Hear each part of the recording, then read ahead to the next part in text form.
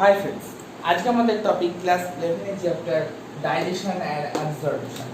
তাহলে আমরা প্রথমে জেনে নেব ডাইজেশন অ্যাবজর্পশন চ্যাপ্টারটা প্রথমে আমাদের জানতে হবে আমরা এটা পড়বো কেন। ডাইজেশন আর অ্যাবজর্পশন প্রত্যেকটা মানুষের কিন্তু জানা উচিত, কারণ এটা আমাদের প্রত্যেকটা জীবনে প্রত্যেক দিন আমাদের নানা সময়ে সর্বক্ষণ ঘটে যাচ্ছে। ডাইজেশন হলো আমরা যে খাবারটা খাচ্ছি সেটা পরিপাক হওয়া। আমরা একটা যে খাবারটা খাচ্ছি তার মধ্যে কী থাকছে, গ্লুকোজ থাকছে, ফ্যাট থাকছে, প্রোটিন থাকছে, মানে শর্করা থেকে শুরু করে কার্বোহাইড্রেট, প্রোটিন, ফ্যাট, তিনটি উপাদান কিন্তু অতপ্রতভাবে মিশ্রিত আছে। সেই উপাদানগুলিকে মানে খাবারটা কিন্তু আমাদের রক্তে মিশবে না, সেই উপাদানগুলি কিন্তু আমাদের রক্তে মিশবে। আর এই যে সেই খাবারটি মানে একটা বড় খাবারের কণা থেকে যে ছোট ছোট টুকরো টুকরো খাবারের কণায় পরিণত করার নামই হচ্ছে ডাইজেশন। আর ডাইজেশনের পর এই ডাইজেশন হওয়ার পর যে সেই খাবারটি যখন রক্তের সঙ্গে মিশে যায়, সেই যে প্রক্রিয়াটি মিশে হয় সেই প্রক্রিয়াটির নাম কিন্তু অ্যাবজর্পশন।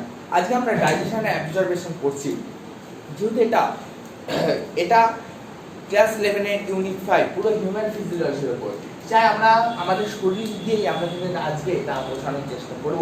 এই হচ্ছে একটি মানুষ, এটা হচ্ছে কেবল এটা হচ্ছে তুমি, যিনি যার প্রস্তুত কিন্তু আমি এখানে করেছি। প্রথমে আমি দেখে নেবো ডাইজেশনটা শুরু হয় কিন্তু আমাদের মুখে, পুরো মাউথ ওরাল ক্যাভিটিতে কিন্তু ডাইজেশন শুরু হয়। ডাইজেশনে একদম সরাসরি হেল্প করে নানান প্রোডাক্ট কিন্তু আছে, যেমন আমাদের দাঁত, জিভ, তারপর লালা রস, যাকে আমরা স্যালাইভা বলি। স্যালাইভা কিন্তু উৎপন্ন হয় তিনটি জায়গা থেকে, প্যারোটিড গ্ল্যান্ড, সাবম্যাক্সিলারি, তার নিচে আছে সাবলিঙ্গুয়াল গ্ল্যান্ড। এখান থেকে তোমার হচ্ছে আমাদের মেন যখন খাবার অর্থাৎ বাউলসটা আমাদের মুখের মধ্যে এসে পৌঁছালো, সেই বাউলসটা কিন্তু এখানে এসে লাল রসের সঙ্গে মিশ্রিত হবে আর দাঁত দ্বারা ভেঙে গুঁড়ো গুঁড়ো হয়ে সেটি কিন্তু লাল রসের সঙ্গে এখানে মিশ্রিত হলে আরো ভেঙে গুঁড়ো গুঁড়ো হয়ে যাবে। এই যে অংশটা, এই অংশটিকে আমরা বলি হচ্ছে ফ্যানিংস। ফ্যানিংস হচ্ছে এমন একটা ডাক্ট, মানে এমন একটা ট্রাক্ট যেখান দিয়ে আমরা নিঃশ্বাসও নিই, আবার আমরা খাবারও গ্রহণ করি। এখানে খাবার আর নিঃশ্বাস কিন্তু একই সঙ্গে মিশে থাকে। তারপর এখানে একজন দারোয়ান বসে আছে, তার নাম হচ্ছে এপিগ্লটিস, আর এই অংশটির নাম হচ্ছে ট্রাকিয়া। এই শ্বাসবায়ুকে ট্রাকিয়ার মধ্যে ঢুকিয়ে দেবে আর খাবারকে ইসোফেগাস মানে এই পরের অংশটার মধ্যে নিয়ে আসার কাজই কিন্তু দারোয়ান, যে দারোয়ানটাকে আমরা কিন্তু বলছি এপিগ্লটিস। এপিগ্লটিসটা ঠিক কিরকম থাকে বলতো? এই হলো আমাদের খাবার, দেখতে পাচ্ছ তো সবাই? এই ধরো আমাদের খাবার এইখানে অবস্থিত, এই যে ঢুকছে খাবার, আর এইখানে আছে এটা হচ্ছে আমাদের ট্রাকিয়া, এইটা ট্রাকিয়া, এটা ইসোফেগাস। এই ধরো ইসোফেগাস, এইখানে খাবারটা আছে আর মাঝখানে এপিগ্লটিসটা থাকে ঠিক এরকম ভাবে। ব্যাপারটা একটু বুঝিয়ে বলি। ব্যাপারটা হয় এই যে যখন এখানে এপিগ্লটিসটা আছে, এই যে খাবারটা ঢুকলো, খাবারটা এইভাবে একে পাউঞ্চ করে দিয়ে এই ইসোফেগাসের মধ্যে কিন্তু ঢুকে যায়, আবার কিন্তু এটা আগে স্টেবিলাইজ হয়ে যায়। যে আবার কোন শক্ত বস্তু আসবে, এই নাম হচ্ছে, দেখতে পাচ্ছ তো সবাই, এই নাম হচ্ছে এটা সরিয়ে দিল, এপিগ্লটিসটা সরিয়ে দিল, খাবারটা চলে এলো কিন্তু সোজা স্টমাকে। আমরা সবাই দেখতে পাচ্ছি খাবারটা এখন কোথায় আছে, খাবারটা এখন স্টমাকে আছে, যেটা জিএস থেকে। কিন্তু এখানে শেষ নয়, স্টমাকের এখানেও কিন্তু একটা মানে বডিগার্ড বসে আছে, গার্ডম্যান, যে গার্ডম্যানটাকে আমরা বলি গ্যাস্ট্রোইসোফ্যারেঞ্জিয়াল, গ্যাস্ট্রোইসোফ্যারেঞ্জিয়াল। এই গার্ডম্যানটা কিন্তু এখানেও ঠিক একই কেস হয়। এই যখন এইটা ঢোকে তখন কিন্তু গ্যাস্ট্রোইসোফ্যারেঞ্জিয়ালটা এখানে এভাবে ক্লোজ থাকে, যাতে এটা এইখানে গার্ডম্যানটা কেন থাকে, যাতে খাবার ঢুকে পড়ার পর খাবারের যেন ব্যাকফ্লো না হয়, সে ব্যাকফ্লোটাকে আটকানোর জন্য এখানে কিন্তু গ্যাস্ট্রোইসোফ্যারেঞ্জিয়াল নামক গার্ডম্যানটা অবস্থিত থাকে। এখানেও একই কেস হয়, এই যে খাবারটা এখানে গার্ডম্যানটা থাকে, এই খাবার ঢুকছে, এই ঢুকে গেলে ভেতরে খাবারটা আবার কি করে ব্যাক করার চেষ্টা করে, তখন কিন্তু ব্যাক করতে পারে না, কারণ এইটা কেবলমাত্র নিচের দিকে নামতে পারে আর উপরের দিকে উঠতে পারে না। এইভাবে খাবারে কিন্তু ব্যাকফ্লো বন্ধ হয়ে যায়। এর আশেপাশে কিন্তু আছে লিভার, বিলডাপ, এখান থেকেও নানা রকমের এক্সক্রিটরি প্রোডাক্টের সিক্রেশন হয়, যেটা আমরা এখানে দেখতে পাবো। এখানে আমাদের এইচসিএল আছে, আচ্ছা এর একটা পর্দা আছে যা এইচসিএল হাত থেকে রক্ষা করে, যাই হোক সেটা আমরা পরে দেখব। এবার এই খাবারটা আসতে কিন্তু স্মল ইন্টেস্টাইন অর্থাৎ ক্ষুদ্রান্তে কিন্তু খাবারটা এসে পৌঁছে গেছে। এই ক্ষুদ্রান্ত এমন একটি স্থান যেখানে সমস্ত রকমের খাদ্যের কিন্তু পাচন ঘটে। আমাদের মুখমণ্ডলে কিন্তু সমস্ত খাদ্যের পাচন ঘটবে না, মুখমণ্ডলে কিন্তু কেবলমাত্র শর্করা অর্থাৎ কার্বোহাইড্রেট জাতীয় খাদ্যের কিন্তু বিশ্লেষণ হয়। পাকস্থলীতেও সমস্ত রকমের খাদ্যের পাচন ঘটবে না, পাকস্থলীতেও কিন্তু কেবলমাত্র কঠিন জাতীয় খাদ্যে পরিপাক হয়। তবে মনে রাখার বিষয়, যেহেতু আমরা দেখেছো আমরা সবাই আখের রস খাই, আখের রস কিন্তু আমরা ঢকঢক করে খেয়ে নিই, ওটা কিন্তু একটা গ্লুকোজ কার্বোহাইড্রেট জাতীয় খাদ্য, তাহলে ওর পাচন কোথায় হওয়ার কথা ছিল? মুখমণ্ডলে, কিন্তু আমরা ঢকঢক করে খেয়ে নেওয়ার ফলে সেটা কিন্তু মুখমণ্ডলে বেশিক্ষণ থাকতে পারে না, সেটা কিন্তু সোজা চলে আসে আমাদের এই পাকস্থলীতে। পাকস্থলীতে চাইম নামে একটা অংশ আছে, যেটা বলেছি পাকস্থলীর আবরণ, পাকস্থলী কিন্তু 4 থেকে 5 ঘন্টা সমস্ত খাবারে থাকে। ঠিক সেরকমই আমাদের আখের রসটাও কিন্তু সব সময় এই পাকস্থলীতে কিন্তু আবদ্ধ রয়েছে। এই পাকস্থলীতে থাকার সময় শুক্রজের কিন্তু আর্দ্র বিশ্লেষণ হচ্ছে। তারপরে আমরা বলতে পারি না যে কেবলমাত্র স্টমাকে শুধুমাত্র প্রোটিন জাতীয় খাদ্যেরই বিশ্লেষণ হয়, এছাড়াও শুক্রজের কিন্তু আর্দ্র বিশ্লেষণ আমরা কিন্তু স্টমাকে দেখতে পাচ্ছি। এই স্টমাকের সঙ্গে স্মল ইন্টেস্টাইন অর্থাৎ ক্ষুদ্রান্তের যে অংশটা সরাসরি যোগ থাকে তার নাম হচ্ছে ডিওডিনাম। তবে এখানে শেষ নয়, এখানেও কিন্তু আরেকজন আমাদের গার্ডম্যান বসে থাকে, যাতে এখানেও যাতে খাবারের ব্যাকফ্লো না হয়।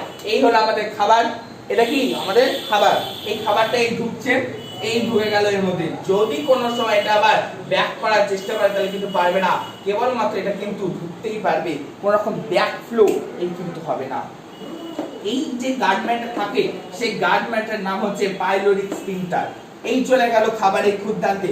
ক্ষুদ্রান্ত হচ্ছে এমন একটা জায়গা যেখানে সমস্ত রকমের খাদ্য কিন্তু পাচন ঘটে, তা সে কার্বোহাইড্রেট হোক, তা সে প্রোটিন হোক, তা সে ফ্যাট হোক। কারণ ক্ষুদ্রান্তে নিজস্ব কিন্তু উৎসেচক আছে, এছাড়া আমরা লিভার থেকে পাই, বিল ডাক থেকে পাই, এছাড়া নানা রকম উৎসেচক কিন্তু এখানে মিশে আসে। আর এখানে কিন্তু বসে থাকে হচ্ছে ভিল্লি, যে ভিল্লিগুলো কিন্তু সমস্ত ওই গ্লুকোজ ফ্রুক্টোজ সবগুলো কিন্তু ক্যাপচার করে নেয়। এই হলো আমাদের সেই 3টি উপাদান খাবারে দেখতে পাচ্ছি। এই একটা উপাদান, এটা ধর কার্বোহাইড্রেট, এই হলো আমাদের গ্লুকোজ, এই সরি প্রোটিন, এই হলো ধর আমাদের ফ্যাট। তাই এই 3টে খাবারকে কিন্তু ভিল্লিগুলো, এই ধর আমাদের সেই ভিল্লি একদম খাপে খাপ পঞ্চার বাপের মতো এখানে বসে যাবে। অর্থাৎ ভিল্লিগুলো কিন্তু সমস্ত রকমের খাদ্য, যা সে কার্বোহাইড্রেট হোক, প্রোটিন হোক, ফ্যাট হোক, আমাদের শরীরের সমস্ত উপাদান কিন্তু টেনে দেবে। এখানে বলবে না যে ভাই তুই ফ্যাট, আমি তোকে বিশ্লেষণ করবো না, ভাই তুই আমার প্রতিবেশী নোস, আমি তোকে বিশ্লেষণ করবো না। এখানে বলবে না ভাই তুই আমার শত্রু, আমি তোকে বিশ্লেষণ করবো না। এখানে সমস্ত রকমের খাদ্যের বিশ্লেষণ হবে, আর সেটা শোষণ হয়ে ব্লাডেও কিন্তু মিশে যাবে। আচ্ছা, তারপর আমাদের দেখবো হচ্ছে লার্জ ইন্টেস্টাইন। এখানে কিন্তু কোন রকম খাদ্যের শোষণ হয় না, যা শোষণ হওয়ার কাজ কিন্তু এখানেই কিন্তু মিটে গেল। এবার এখানে হচ্ছে শুধুমাত্র জলের একটু শোষণ হয়, যার এই স্ট্রাকচারটা আমরা দেখবো। সবার প্রথমে বলে নিই, ক্ষুদ্রান্তের যে অংশের সঙ্গে স্টমাক সরাসরি যোগ থাকে সেটা আমরা আগে বলেছি ডিওডিনাম, তারপর থাকে জেজুনাম, তারপর থাকে ইলিয়াম। তাহলে আমাদের সিকোয়েন্সটা কি হবে? ডিজেআই, ডিজের সংজ্ঞা এটা হচ্ছে DJI, duodenum, jejunum, Ilium. Ilium কিন্তু সবচেয়ে লার্জেস্ট, সমস্ত এই 3 জনের মধ্যে সবচেয়ে বড়, কিন্তু মানে সবচেয়ে হৃষ্টপুষ্ট, আমার মতো মোটার মতো সমস্ত সবচেয়ে বড় কিন্তু এই ইলিয়াম। ইলিয়ামের সঙ্গে সরাসরি সংযোগ থাকে ভার্মিফর্ম অ্যাপেন্ডিক্স। তোমরা জেনে থাকবে যে আমাদের বাড়িতে অনেকেরই আছে যাদের পেটে ব্যথা হয়, কেন হয়? সেটা কিন্তু এই অ্যাপেন্ডিক্সের জন্য হয়। অ্যাপেন্ডিক্স কিন্তু একটা নিষ্ক্রিয় স্থান, কারো কারো ক্ষেত্রে সক্রিয়, কারো কারো ক্ষেত্রে নিষ্ক্রিয়। আমরা জানি ডায়াবেটিসের ক্ষেত্রে এটা কিন্তু অত্যন্ত সক্রিয় স্থান, কিন্তু ভার্মিফর্ম অ্যাপেন্ডিক্स इंसान के क्षेत्र में ये কিন্তু पूरी तरह निष्क्रिय है। इसलिए এর মধ্যে যখন কোনো খাবার ঢুকে যায় এটা কিন্তু ব্যথা করতে শুরু করে, এটা কিন্তু চায় না খাবার ঢুকুক। তারপরেই কিন্তু আমাদের ভার্মিফর্ম অ্যাপেন্ডিক্সের পরেই আছে সিকাম। সিকামের পর হচ্ছে 3টি, এই টোটালটিকে বলা হয় কোলন। কোলনটা কিন্তু আমাদের 3টি ভাগে বিভক্ত, একটা হচ্ছে অ্যাসেন্ডিং কোলন, একটা হচ্ছে ট্রান্সভার কোলন, একটা হচ্ছে ডিসেন্ডিং কোলন। এই 3টি, এই টোটালটিকে আমরা বলছি হচ্ছে অ্যাসেন্ডিং কোলন, এখান থেকে এই টোটালটাকে আমরা বলছি ট্রান্সভার কোলন, আর এই নিচের টোটাল অংশটিকে আমরা বলছি ডিসেন্ডিং কোলন। তারপর এখানে আছে রেকটাম, এখানে আছে অ্যানাক্স অর্থাৎ পায়ুছিদ্র। এবার আমরা প্রথমে যেটা বলেছিলাম যে দেখব কিভাবে একটি খাদ্য বস্তু বাউল মুখের মধ্যে কিভাবে ডাইজেশন হচ্ছে, মুখ কিভাবে সে ডাইজেশন করছে। আমরা যদি একটু কারোর মুখের দিকে তাকাই, হাঁ করলে আমাদের প্রথমে দেখতে পাবো আমাদের দাঁতের কপাটি, সে দাঁতও কিন্তু কয়েক ভাগে বিভক্ত। তারপরে আমাদের জিহ্বা অর্থাৎ জিহ্বা আছে, তার উপরে প্যালেট আছে। আচ্ছা, এই যে জিহ্বার মাথার উপরে যে প্যালেট, সে প্যালেট কিন্তু দুটো ভাগে বিভক্ত, একটা হার্ড প্যালেট, একটা সফট প্যালেট। আমরা জানি হার্ড প্যালেটে অনেকগুলো খাস দেখা যায়, তোমরা জিভের উপরের দিকে ঠাকাও, দেখতে পাবে হার্ড প্যালেট ওইগুলো করে জিভের একটা কি ঠেকছে, সেটা কিন্তু হার্ড প্যালেটের খাস। আর সফট প্যালেটে কোনো খাস দেখা যায় না। এই হলো আমাদের সেই জিহ্বা, যার মধ্যে অনেকগুলো প্যাপিলারি দেখা যায়। আচ্ছা, জিহ্বার মধ্যে কিন্তু একটা ছোট ফুটো দেখা যায়, সেটাকে আমরা বলি ফোরামেন অফ সিকাম। আর এখানে একটা যে ভি আকৃতির অংশ দেখা যায়, তাকে আমরা বলি সার্কাস টার্মিনালিস। এগুলো এনসিআরটি একটু বিফ করে গেছে, তবে আমার মনে হয় এটা জেনে রাখা উচিত। এছাড়া আমরা জানি জিহ্বার কোন জায়গায় কোন স্বাদ অনুভূত হয়। এছাড়া জিহ্বাতে অনেকগুলো ছোট ছোট প্যাপিলারি কিন্তু দেখা যায়, যা নানা রকমের স্বাদের কিন্তু অনুভব ঘটায়। এবার আমরা দেখবো মেইনলি ডাইজেশনের চ্যাপ্টারে আমরা কিন্তু পড়বো দাঁতের কথা। জিহ্বা অবশ্যই সমস্ত খাদ্য অংশকে ভেঙে ছোট ছোট টুকরোয় ভাঙতে সাহায্য করে, তো সবচেয়ে বেশি সাহায্য করে কিন্তু আমাদের টিথ, আমাদের দাঁত, যাটা শক্ত অংশ দ্বারা আবৃত থাকে। সেই শক্ত নামক অংশটির নাম হচ্ছে এনামেল নামক অংশ। দেহের সবচেয়ে শক্ত অংশটি হচ্ছে এনামেল, এবং দাঁতের ক্ষেত্রে সবচেয়ে শক্ত অংশটি হচ্ছে এনামেল। আমরা দেখে নেবো দাঁত। আমাদের টোটাল দাঁত কত বলতো? 8টি দাঁত। আমাদের এক এক সাইডে 8টি করে দাঁত আমরা দেখতে পাবো। দাঁতের বিভিন্ন ভাগ আছে, ইনসাইসার, ক্যানাইন, প্রিমোলার, মোলার। এই যে আমাদের সেই পোকা লাগা দাঁতগুলো, কিছু মনে করো না, আমি একটু বেশি আড্ডা মারি। এগুলো হচ্ছে পোকা লাগা দাঁতগুলো, যেগুলো আমি কিন্তু তুলে নিয়ে চলে এসেছি। তোমাদের বোঝানোর সুবিধার জন্য কিন্তু আমি এইভাবে বলছি। এগুলো আমাদের সেই দাঁত, যেগুলো আমি কিন্তু তুলে নিয়ে এখানে বসিয়ে দিয়েছি বোর্ডে। এবার একটু ভালোভাবে দেখতে পাবো যে প্রথম দুটো হচ্ছে ইনসাইসার, তারপরেটা হচ্ছে ক্যানাইন, তারপরে দুটো হচ্ছে প্রিমোলার, তারপরে তিনটে হচ্ছে মোলার, যেটাকে আমরা মাংসের দাঁত বলে থাকি। আমাদের দাঁত, মানুষের দাঁত কিন্তু দুবার ওঠে, তাই মানুষের দাঁতকে আমরা কিন্তু ডাইফিডন্ট বলি। মানুষের দাঁত মাড়ির মধ্যে আটকে থাকে, তাই তাকে আমরা থেকোডন্ট বলি। আর মানুষের দাঁত বিভিন্ন রকমের হয়, আমরা এখানেই দেখতে পাচ্ছি মানুষের দাঁত ক রকমের, 4 রকমের, যে ইনসাইসার, ক্যানাইন, প্রিমোলার, মোলার। এই 4 রকমের মানুষের দাঁত হওয়ার জন্য একে আমরা ডাইফিডন্ট বলে থাকি। ওটা আমরা দেখবো মানুষের দাঁত দুবার কেন ওঠে। সবাই আমরা দেখেছি আমাদের ছোটবেলায় একবার দাঁত পড়ে যায়, আবার হচ্ছে ছোড়া মাটার দাঁত ওঠে, যাকে আমরা ঠাকুর দাদা ঠাকুরমাটা বলে যে তোর এবার কিসের দাঁত উঠেছে, না তোর ছোলা মটরের দাঁত উঠেছে, অর্থাৎ মাংস খাওয়ার দাঁত উঠেছে। এবার অর্থাৎ সেগুলো কিন্তু আমাদের স্থায়ী দাঁত। প্রথমে আমি দেখবো দুধের দাঁত কটা থাকে। আমাদের মানুষে আমরা জানি টোটাল দাঁত হচ্ছে 32, অর্থাৎ 32টা, দুধের দাঁত থাকে মাত্র 20টা। দুধের দাঁত হচ্ছে ইনসাইসার থাকে 2টি, ক্যানাইন থাকে 1টি, প্রিমোলার 0, মোলার থাকে 2টি। এটা হচ্ছে 8টা। এইভাবে নিচেও থাকে, আর হচ্ছে এইভাবে দুই পাশে কিন্তু থাকে। এবার দেখে নাও, 2 এর আগে 3, 4, 5, 5 দুগুণে 10, 3 5 15, 4 5 20। টোটাল কিন্তু মানুষের দাঁত বেরিয়ে গেল 20। দুধের দাঁত কিন্তু 20টা হয়। এটা কিন্তু আমাদের মুখকে আমরা কিন্তু 4 খণ্ডে ভাগ করছি। কি ভাগ করছি? মাঝে মাঝে একটা ভাগ করছি, আর একটা ভার্টিক্যালি ভাগ করছি। এবার যে কোনো একটা এই একটা অংশকে নিয়ে, নিচের না ওপরে, শুধুমাত্র এই পাশের না, এই শুধুমাত্র এইটুকুনি একটা অংশকে নিয়ে আমরা কিন্তু এখানে একটা সিরিজ কিন্তু আমরা দেখাচ্ছি 2 1 2 0। এইভাবে কিন্তু ডেন্টিস্টরা দেখবে প্রেসক্রাইব করার সময় এরকম একটি যোগ চিহ্ন, অর্থাৎ এরকম একটি চিহ্ন দিয়ে কিন্তু দাঁতের সংখ্যাটা লেখেন, সেটা কিন্তু আমাদের এই রকমের সংখ্যা। আর আমাদের অ্যাডাল্টের ক্ষেত্রে কিন্তু দাঁতের সিকোয়েন্স সামান্য একটু পরিবর্তন হয়। আমরা জানি আমাদের ছোলা মটরের দাঁত কিন্তু 32টি, 20টি নয়। সেটা কতগুলো আছে আমরা দেখতে পাচ্ছি এখানে। ইনসাইসার আছে 2টি, ক্যানাইন 1টি, প্রিমোলার 2টি, মোলার 3টি। এইভাবে কিন্তু দেখে নাও, 2 এর আগে 3 4 5 6 7 8, 8 দুগুণে 16, 3 8টা 32, সরি 4 8টা 32। তাহলে কি বলছে 16, 16 দুগুণে 32। তাহলে উপর এটা 8, 16, আর এই পাশে তার মানে 16টা, তার মানে আমাদের 32টা টোটাল কিন্তু আমাদের ছোলা মটরের দাঁত, অর্থাৎ হচ্ছে স্থায়ী দাঁত। এবার আমরা দেখে নেব তাহলে আমাদের দুধের দাঁতের সঙ্গে পার্থক্য কি হলো। দুধের দাঁত ছিল 2 1 0 2 অর্থাৎ হচ্ছে 5টা, এটা 2 1 2 3 অর্থাৎ হচ্ছে 32টা। আমাদের ইনসাইসার দাঁতগুলো কিন্তু ঠিক এই রকমের আকৃতির দেখতে হয়। আমি কিন্তু একবার দাঁত তুলেছি তখন কিন্তু আমার মোলার দাঁতটা কিন্তু উঠেছিল, এবার তখন আমি দাঁত থেকে আরো ভালোভাবে দেখেছি। তোমরাও দেখতে পাবে যে মা ঠাকমা এরা কিন্তু নানা সময় দাঁত তোলে। তোমরা ডেন্টিস্ট কোন ডেন্টিস্টের ডেন্টাল হসপিটালে গেলে কিন্তু আমরা দেখতে পাই যে সেই দাঁতগুলো কিন্তু ডেন্টিস্টরা অনেক সময় প্রিজার্ভ করে রাখেন আর সময় দিয়েও দেন। এবার সেই দাঁতগুলো আকৃতি কেমন হয় দেখে নিই। এটা হচ্ছে ইনসাইসার দাঁত, মানে প্রথম দুটো এরকম দাঁত আকৃতি হয়। তারপরে হচ্ছে ক্যানাইন অর্থাৎ 3 নম্বর দাঁতটা।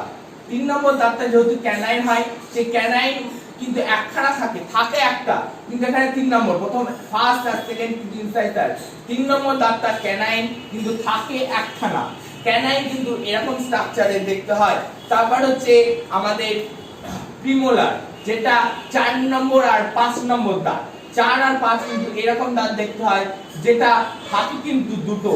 আর মোলার অর্থাৎ 6 7 8 নম্বর দাঁতটা কিন্তু এরকম দেখতে হয়, যেটা থাকে 3টে।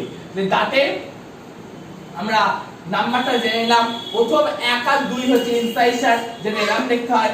আর হচ্ছে ক্যানাইন, যেটা 3 নম্বর দাঁত, সেটা কিন্তু এরকম দেখতে হয়। প্রিমোলার, যেটা থাকে দুটো, অর্থাৎ যেটা 4 আর 5 নম্বর দাঁত কিন্তু এরকম দেখতে হয়। আর 6 7 8 সেটা হচ্ছে মোলার, যেটা থাকে 3টে, সেটা মানে স্থায়ী দাঁতের ক্ষেত্রে সেটা কিন্তু এরকম দেখতে হয়।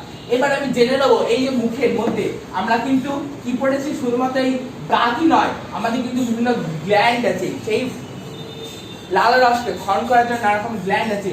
প্যারোটিড গ্ল্যান্ড, তার নিচে সাবম্যাক্সিলারি, সবচেয়ে নিচে সাবলিঙ্গুয়াল গ্ল্যান্ড আছে, যেগুলো কিন্তু সেই তোমার আমাদের মুখের মধ্যে স্যালাইভাটাকে সিক্রেট হতে এবং তাকে তৈরি করতে কিন্তু সাহায্য করে। এবার আমরা চলে যাবো এই যে খাবার তাহলে ঢুকে যাচ্ছ, আমরা সবাই দেখতে পাচ্ছি এই হলো আমাদের সেই খাবার, যেটা আমাদের মুখের মধ্যে দিয়ে ঢুকছে আস্তে আস্তে। এখন আমরা কোথায় আছি, ফ্যারিংসে আছি। ফ্যারিংসের পর এটা কিন্তু ট্রাকিয়া, এটা কিন্তু ট্রাকিয়া। এই আমাদের এপিগ্লটিস, এই এপিগ্লটিস এই ভেদ করে চলে এলো। আমরা এখন কোথায়, ইসোফেগাস। ইসোফেগাসের মধ্যে আমরা কোথায় ঢুকবো, এবার স্টমাকে দেখবো, যেখানে খাবারটা কিন্তু 4 থেকে 5 ঘন্টা থাকবে। আমরা আগেই বলেছি ইসোফেগাসে ঢোকা এত সহজ নয়, কারণ সেখানে কে বসে আছে, একটা গেট ম্যান বসে আছে। সেই গেট ম্যানকে আমরা বলি গ্যাস্ট্রোইসোফ্যারিঞ্জিয়াল নামক গেট ম্যান। সেই গেট ম্যানটা কিন্তু খাবারের ব্যাক ফ্লো হতে কিন্তু বাধা দেয়। কোনো জিনিসই আমরা হিউম্যান হার্ট যখন করবো, তখন আমরা হার্টটাকে নিয়ে আমরা দেখবো যে সেটা কিন্তু রক্তে কিন্তু ব্যাক ফ্লো হচ্ছে না। ঠিক সেইভাবে কিন্তু খাবারেরও কিন্তু ব্যাক ফ্লো যাতে না হয়, সেজন্য এখানে যে গেটম্যানটি লাগে তার নাম হচ্ছে গ্যাস্ট্রোইসোফ্যারিঞ্জিয়াল নামক গেটম্যান। আমি কিন্তু বলছি গেটম্যান, পরীক্ষার কাজে গেটম্যান লিখে এসো না। আচ্ছা, এই আমাদের স্টমাকটা কিন্তু 3টি ভাগে ভাগ থাকে, সেটা আমরা দেখতে পাচ্ছি। ফান্ডাস, কার্ডিয়াক, পাইলোরি নামক 3টি ভাগে কিন্তু স্টমাকটি বিভক্ত থাকে। এই স্টমাক হচ্ছে কিন্তু জে শেপের হয়, জের আকৃতি কিন্তু স্টমাক আমরা দেখতে পাই, যেটা আমি কিন্তু এখানেও লিখেছিলাম। আচ্ছা, এবার আমাদের খাদ্যবস্তুটা কোথায় চলে আসছে, কই আমাদের খাদ্যবস্তু, এই যে আমাদের খাদ্যবস্তু। এই স্টমাক থেকে খাদ্যবস্তুটা কিন্তু কোথায় চলে আসছে, আমাদের স্মল ইন্টেস্টাইন অর্থাৎ ক্ষুদ্রান্তে চলে আসছে। সবচেয়ে বৃহত্তম অংশ কিন্তু এই ক্ষুদ্রান্ত। আমি আগেও বলেছি স্টমাকের সঙ্গে যে অংশটি, ক্ষুদ্রান্তের যে অংশটি সরাসরি যুক্ত থাকে, তার নাম হচ্ছে জিওজিনাম। তবে এখানেই শেষ নয়, আমরা সবাই জানি এখানে একটা কিন্তু গেটম্যান বসে আছে, যে কিন্তু কোনো খাবারের ব্যাক ফ্লো কিন্তু হতে দেয় না। সেই গেটম্যানটার নাম হচ্ছে পাইলোরিক স্ফিংক্টার নামক গেটম্যান বসে আছে। তবে আমি আরেকটা জিনিস বলতে চাইবো, ক্ষুদ্রান্তে ঢোকার আগে এপিগ্লটিস কিন্তু মানে টোটাল একটা কিন্তু লম্বা ট্র্যাক হয় না, এটা কিন্তু কতগুলি ভাগে কিন্তু বিভক্ত থাকে। সেই ভাগটি হচ্ছে এখানে আমরা দেখিয়েছি। এখানে 1 2 3 4 5 টোটাল 5টা খণ্ড আছে। এই যে ফাঁকা যে গহ্বর, এর মধ্যে দিয়ে কিন্তু খাবারটা টোটাল নিচে নেমে যায়। এটি কিন্তু আমি ইসোফেগাসেরই প্রস্তুচ্ছেদ করেছি। তাহলে আমরা দেখে নেব সবচেয়ে বাইরের স্তরের নাম হচ্ছে ভিসোসা, তারপর মাসকুলারিস, তারপর সাবমিউকুলারিস, তারপর হচ্ছে মিউকোসা, আর সবচেয়ে ভেতরের অংশটি যে গর্ত, যার মধ্যে দিয়ে খাবারটা চলাচল করে, সেই গর্তের নাম কিন্তু হচ্ছে লুমেন। এবার আমরা চলে যাব স্মল ইন্টেস্টাইন, যেখানে আমরা দেখেছি খাবারটা ঢোকার পর সেই স্মল ইন্টেস্টাইন আমরা দেখেছি কিন্তু এর তিনটি অংশ থাকে, duodenum, jejunum, Ilium. Duodenum first সরাসরি কন্টাক্ট থাকে স্টমাকের সঙ্গে, যেটা কিন্তু সি শেপেড অথবা আমরা ইউ শেপেডেরও বলতে পারি, ডিওডিনাম হয়। এবার তারপর থাকে ঠিক জেজুনাম, তারপর সবচেয়ে লার্জেস্ট স্মল ইন্টেস্টাইনের সবচেয়ে লার্জেস্ট অর্গান হচ্ছে কিন্তু ইলিয়াম। তবে আমি বলেছি যে এখানে কিন্তু কোনো ভেদাভেদ নেই, এখানে সে প্রোটিন হোক, কার্বোহাইড্রেট হোক কিংবা ফ্যাট হোক, সমস্ত রকম খাদ্যেরই কিন্তু আদ্র বিশ্লেষণ ঘটে এবং সমস্ত রকম খাদ্য কিন্তু দেহে রক্তের মধ্যে মিশে যায়। এর কারণ এই নিজস্ব কিছু উৎসেচক আছে, আর তা নাহলে বিদেশিদের কাছে কিছু পয়সা ধার নেয়। সেইগুলো কি কি কি কি রকম পয়সা ধার নিচ্ছে, সেটা নিচ্ছে কিন্তু বিলডাক থেকে, লিভার থেকে। এই যে বিলডাক অর্থাৎ ডাক্ট অফ গল ব্লাডার, সেটা কিন্তু আমি এখানে বড় করে রেখেছি।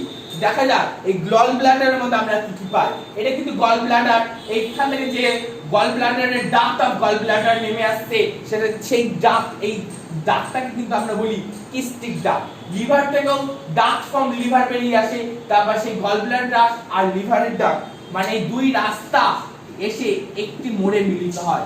সেই মোড়ে থেকে সম্পূর্ণ রাস্তাকে আমরা বলি হচ্ছে হ্যাপ্টোপ্যানক্রিয়াটিক ডাক্ট। এই হ্যাপ্টোপ্যানক্রিয়াটিক ডাক্ট তারপর মিশে কিন্তু সেই আবার ডিওডিনামে, এই যে ইউ শেপের অথবা জে শেপের যে ডিওডিনাম, সেই ডিওডিনামের মধ্যে দিয়ে কিন্তু এই হ্যাপ্টোপ্যানক্রিয়াটিক ডাক্টে মিশে যাচ্ছে। ঠিক আছে, তাহলে বোঝা গেল। আর এখানেও কিন্তু আরেকটা গেটম্যান আছে, যেও কিন্তু আবার কিন্তু সে উৎসেচকের আবার কিন্তু ব্যাক ফ্লো হতে বাধা দেয়, যাতে সেই উৎসেচকটা কিন্তু ডিওডিনামের মধ্যে পৌঁছতে পারে। যে শরীর কখনোই চায় না কিন্তু আমরা অসুস্থ হয়ে পড়ি, তার জন্য নানা রকম মেকানিজমও কিন্তু আছে। এই যে এখানে যে গেটম্যানটা থাকে, তাকে আমরা বলি স্প্রিংটার অফ ওডি নামক, এখানে কিন্তু গেটম্যানটা থাকছে। এই চলে গেল ক্ষুদ্রান্তে ক্ষুদ্রান্তে সমস্ত রকম এই তিন প্রকার খাদ্যেরই কিন্তু আমরা বিশ্লেষণ আমরা চোখের সামনে দেখতে পাচ্ছি। তিন প্রকার উৎসেচক মিশছে, তিনটে ভেঙে আছে। এই হয়ে গেল, ভেঙে গেল একটা কার্বোহাইড্রেট, এই চলে গেল প্রোটিন, এই চলে গেল আমাদের লিপিড। তিনটে খাবারই ভেঙে গেল। এবার এই তিনটে খাবারই এই কুড়মুড় করতে করতে তিনটে খাবারই কি হবে না রক্তের মধ্যে অ্যাবজর্ব হয়ে যাবে। তিনটে খাবারই কিন্তু এই চলে গেল, এবার এটা রক্তের মধ্যে অ্যাবজর্ব হয়ে যাবে এই ভিল্লির মাধ্যমে, যেখানে কিন্তু আর্টারি আর ভেন ভিল্লি এইভাবে কিন্তু সবগুলোকে নিয়ে নিল। প্রত্যেকটা খাবার অ্যাটাচ হয়ে গেল ভিল্লির সঙ্গে।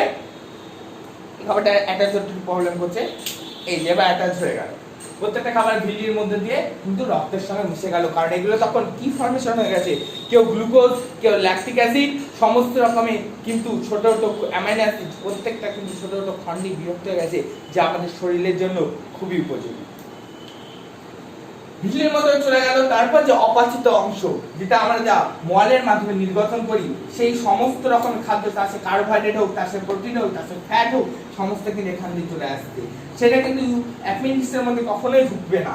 তারপর সেটা চলে আসবে সিকামে, তারপর ascending colon, descending transfer colon, তারপর সেটা ডিসেন্ডিং কোলনের মধ্যে দিয়ে যাবে। তবে এই সময় আমাদের কিন্তু জলের কিছুটা শোষণ হয়, পুরোপুরি কিন্তু এটা কিন্তু শোষণ হয় না এমন স্থান কিন্তু আমরা কোনোটাই বলতে পারবো না। এখানে কিন্তু জলের সামান্যতম শোষণ ঘটে। শরীরের মধ্যে যদি জল বেশি বেরিয়ে যাচ্ছে, তাহলে তখন ডিওডিনাম সঙ্গে সঙ্গে খবর পেয়ে যায়, তখন কিন্তু এটা সঙ্গে সঙ্গে খবর পেয়ে যায় আমাদের স্লাগ ইন্টেস্টাইন, তখন কিন্তু এটা জলের কিন্তু আবার পুনঃশোষণ ঘটায়, যাতে শরীর থেকে জল বেশি বেরিয়ে গিয়ে আমাদের শরীরটা ডিহাইড্রেট না হয়ে যায়। আমরা পড়বো, আমরা এমবিবিএস এর ফার্স্ট চ্যাপ্টারে পড়বো যে কিভাবে এটি কাজ করে। এবার আমরা ওর জন্য এনসিইআরটি বলছে আমাদের এত এটা ডিটেইলসে পড়ার দরকার নেই, এটা শুধুমাত্র ওপর পড়ে গেলেই হবে। তাহলে আমাদের কি কি কোলন আছে, সেই কোলনগুলো দিয়ে কিন্তু আমাদের খুবই জানা উচিত অ্যাসেন্ডিং কোলন, ট্রান্সফার কোলন আর ডিসেন্ডিং কোলন। তারপর সেটি রেকটাম, অ্যানাক্স অর্থাৎ পায়োশিকের মাধ্যমে কিন্তু দেহের বাইরে বেরিয়ে যাচ্ছে। এবার আমি কিছু এনজাইম এনজাইমের কথা উল্লেখ করব, যা কিন্তু এখানে বহুতভাবে প্রিফার করে। যা আমি দেখেছিলাম লালারস, লালারসে কি কি ছিল, প্যারাটিক গ্ল্যান্ড, সাবম্যাক্সিলারি সাবলিঙ্গুয়াল গ্ল্যান্ড ছিল, যেগুলো কিন্তু আমাদের মুখ থেকে যে লালার রস, সেই রসটা কিন্তু মাধ্যমে ওই খাবারটিকে অর্থাৎ বাউলসটাকে কিন্তু চূর্ণ বিচূর্ণ করে টপ কিন্তু ভেঙে ফেলছিল। সেই সমস্ত খাবারগুলোকে ভেঙে ফেললো এই আমাদের স্যালাইভা, যার মধ্যে কি কি আছে Na+, K+, Cl-, যেটা pH 30% সাহায্যে 6.8 এর সাহায্যে কিন্তু 30% মল্টোজ উৎপন্ন করছে কিন্তু আমাদের মুখের মধ্যেই। তারপর চলে আসছে স্টমাকে পাঁচটা আমরা কি বলি, চাইম বলি, যেখানে 4 থেকে 5 ঘন্টা কিন্তু 4 থেকে 5 ঘন্টা খাবারটা থাকে এবং সেটা কিন্তু ডাইজেশন হয়। এই জন্য দেখবে আমরা একবার খাওয়ার পর 4 থেকে 5 ঘন্টা কিন্তু আর রকমের খিদে পায় না। এছাড়াও এটা কিন্তু চলে যাবে এখানে এইচসিএল প্রোভাইড করে, যেখানে pH থাকে 1.80। এছাড়াও এখানে আছে পেপসিনোজেন কি করে বলতো, এইচসিএল ফর্ম করে, যা পেপসিনকে উৎপন্ন করে। পেপসিন প্রোটনস আর পেপটনস দুটোতে ডিভাইড হয়ে যায়। এই সমস্ত কাজকর্ম কিন্তু হচ্ছে আমাদের এই স্টমাকে। তারপর এখানে এন্টারোকাইনেজ নামে উৎসেচক থাকে, যা ট্রিপসিনকে অ্যাক্টিভেট করে, যেটা প্যানক্রিয়াটিক জুস উৎপন্ন করে। এছাড়াও কিন্তু আমাদের এই ডাক্ট ফর্ম গলব্লাডারে হেপাটোপ্যানক্রিয়াটিক ডাক্ট, এখানে কিন্তু নানা রকমের এনজাইম থাকছে। এই সবার ক্ষেত্রে একটি মাত্র এনজাইম থাকবে, তার নাম হচ্ছে লাইপেজ। লাইপেজ হচ্ছে আমাদের সর্বঘাটের কাঠালি গলা, যেখানে ঢোকাবে সেখানেই ঢুকাবে। সে পুজোতেও লাগছে, আমাদের খাবার কাজেও লাগছে, আবার তোমার ধূপকাঠি জ্বালানোর কাজেও লাগছে, গোজা ক্ষেত্রে। অনেক সময় দেখবে মন্দিরের পুরোহিতরা অনেক সময় কি করেন না, মায়ের পুজোর সময় বা কোনো ঠাকুরের পুজোর সময় কোনো সময় যদি ধূপকাঠি গোজার মানে স্ট্যান্ড না থাকে, তখন তারা কিন্তু কলার মধ্যে গোজে। তো সেক্ষেত্রে আমরা এটাকেও কিন্তু আমরা বলতে পারি লাইপেজকেও সর্বঘাটের কাঠালি গলা, যেখানে ইউজ করবে সেখানে কিন্তু মানে সমস্ত জায়গায় কিন্তু এখানে থাকে।